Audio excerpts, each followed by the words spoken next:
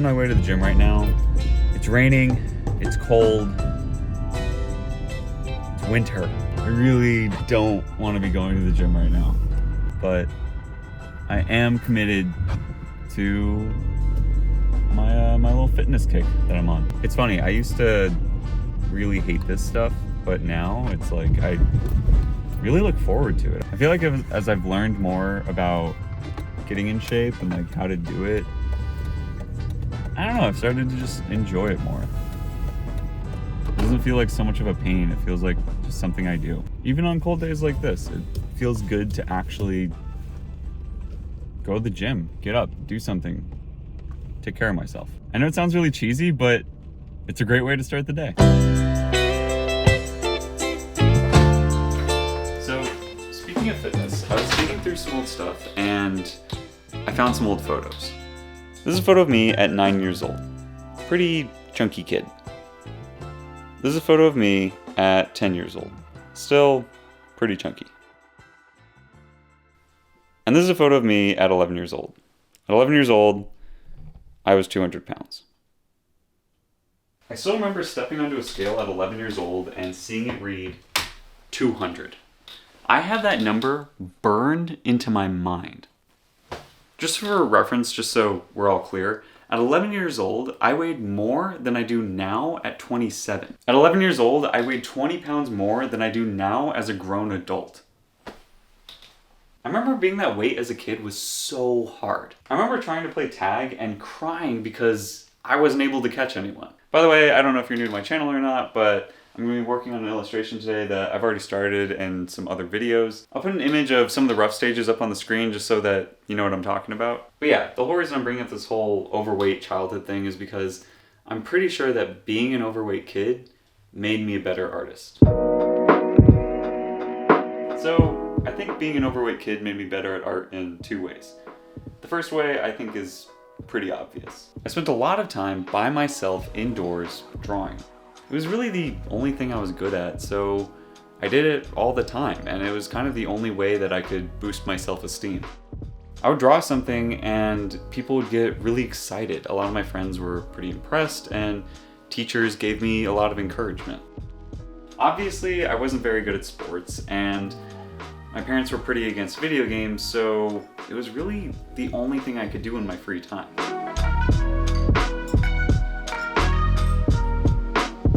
So I'd spend all my time drawing and practicing, and obviously that would make anyone improve. But I don't think that's the thing that actually made me a better artist. What made me a better artist was going through everything I had to go through in order to lose the weight.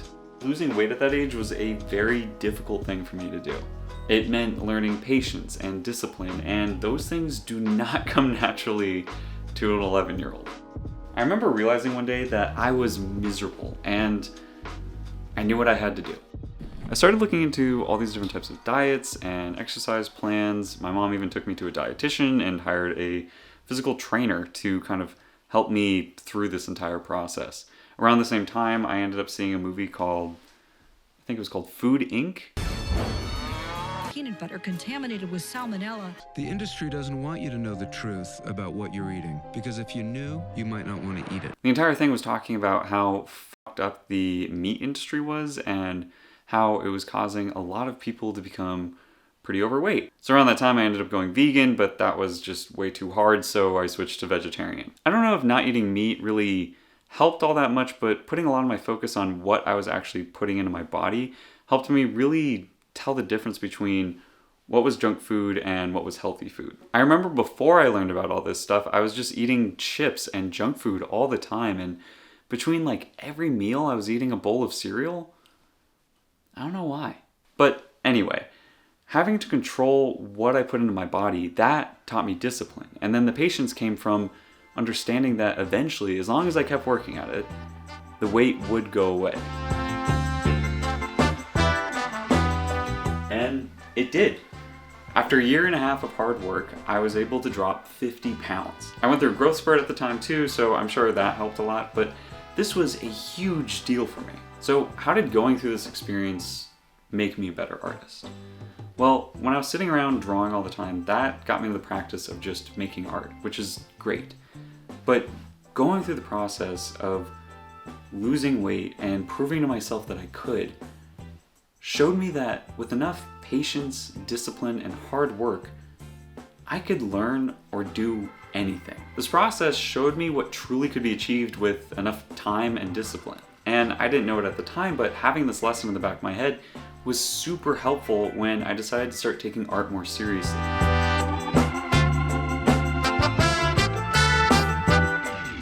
I honestly feel like if it wasn't for this discipline, I wouldn't have learned as much as I did in art school. At that time, all I wanted to do was get better and learn and grow as an artist, and the only way I was able to do that was discipline. I was super focused with my schoolwork, but on top of that, I was constantly giving myself passion projects. It was almost like I was giving myself twice as much homework. I remember at that time there were so many distractions. I had friends who were constantly asking me to hang out and come have fun, and I allocated time for that, but I never went out when it was time to do my studies or work on a passion project. The time that I allocated for my art was only ever for my art. If anyone ever asked me to do anything, I would tell them no. And this pissed a few people off, but hey, they're still my friends.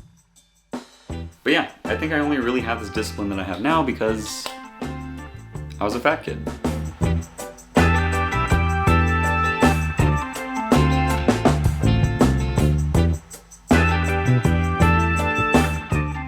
Okay, it's a long ways from being done, but I think it looks pretty good.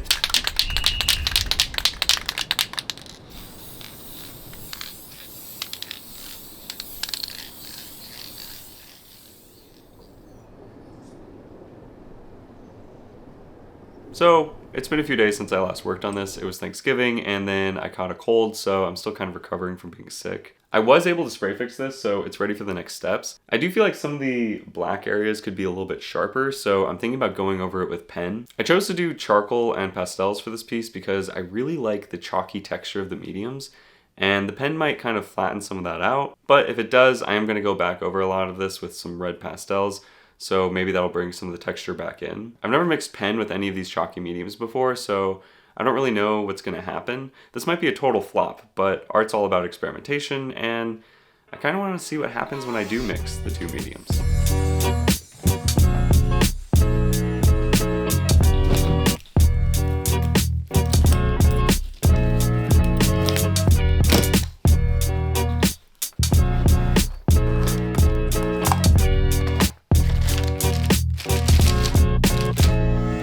After doing a few tests, I think I'm going to try out this Copic 0.7 pen. I'm going to try it in this really small area down here. Yeah, I'd say that works. I'm able to maintain that charcoal look, but I'm still able to sharpen up and darken some of the areas as well. I'm going to go through and add it into the rest of the piece.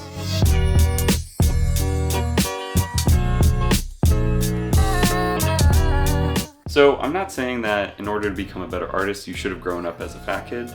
That's not really the point I'm trying to make. What I'm trying to get at is that in order to get better at art, in order to get better at anything, it requires a great deal of discipline. It means showing up on rainy days. It means showing up when you're feeling kind of sick. It means saying no to some fun things here and there in order to achieve your goal. I think the more you practice discipline, the more you'll start to see your goals being achieved, and the more this idea of discipline becomes reinforced. And then it just becomes a habit at that point. For me, this is an idea that I constantly return to. Whenever I'm starting a new goal, I know that in the beginning, it's all about discipline. Eventually it becomes a habit, and with enough time and patience, hopefully my goal will be met. Okay, the black ink worked pretty good, and now it's time for another experiment.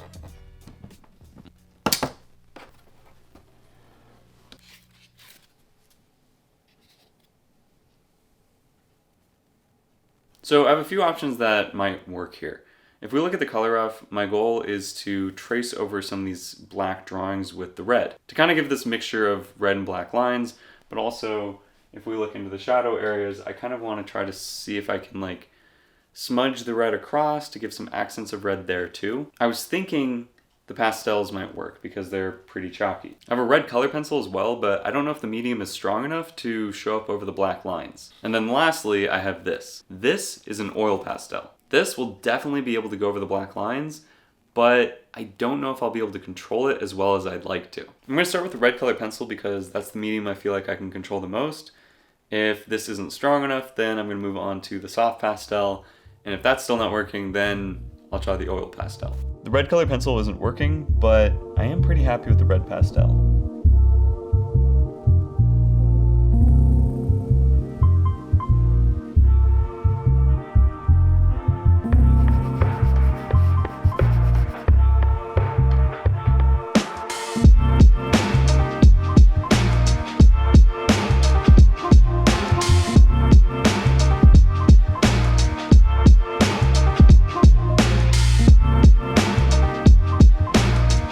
So, I'm not totally sure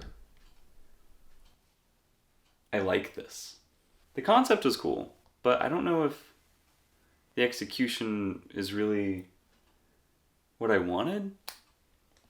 I wanted there to be a feeling of looseness, so I tried to stay pretty loose with the red pastel when I went back over it, but I think in some areas it's like too loose. I don't know if I like that. I'm definitely not done with this. There's an entire background that I'm going to be adding in. My plan is to cut out this shape that's in the background and do a big blue wash underneath. I did that with a past piece and I really liked the results of it. I think honestly what's making this piece kind of hard, especially with working with these mediums, is that it's so small. I think working with charcoal and pastels, it gets really difficult the smaller you get. For the most part, I like this piece, but I don't know. It's in kind of an awkward stage right now.